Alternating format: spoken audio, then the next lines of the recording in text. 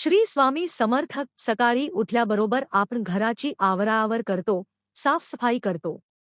पण तुम्हाला माहीत आहे का, आपल्या घरातील एक साधी वस्तू म्हणजे झाडू तुमचं नशीब घडवूही शकतो आणि बिघडवूही शकतो.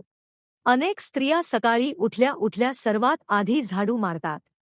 जर तुम्हीही असं करत असाल तर हा व्हिडिओ तुमच्यासाठी एक अलार्म ठरू शकतो.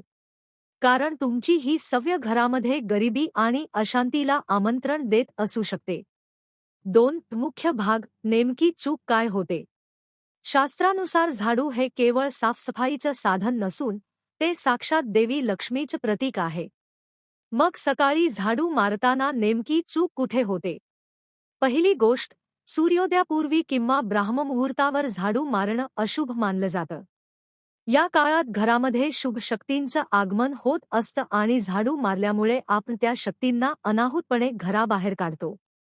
विज्ञानाचा विचार केला तर झोपेतून उठल्यावर आपली ऊर्जा स्थिर नसते.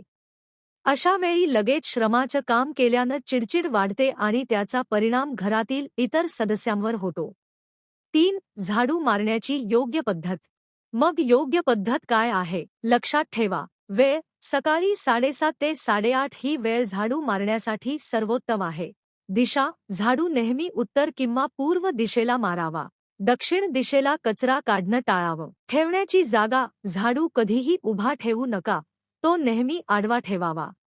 शिवाय तो बाहेरच्या व्यक्तीला सहज दिसणार नाही अशा ठिकाणी लपवून ठेवावा. 4. समृद्धीसाठी काही गुप्त उपाय. आता जाणून घेऊया काही छोटे पण प्रभावी उपाय. 1. नवीन झाडू खरेदी करायचा असेल तर तो शनिवारीच खरेदी करा.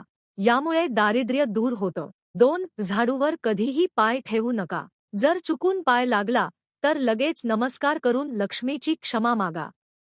3. गुरुवारी, एकादशीला किंवा अमावस्येला जुना झाडू कधीही घराबाहेर फेकू नका. यामुळे लक्ष्मी नाराज होते. मित्रांनो, स्वच्छता लक्ष्मीला नक्कीच प्रिय आहे, पण ती योग्य वेळी आणि योग्य नियमानं केली तरच घरात सुखसमृद्धी टिकते.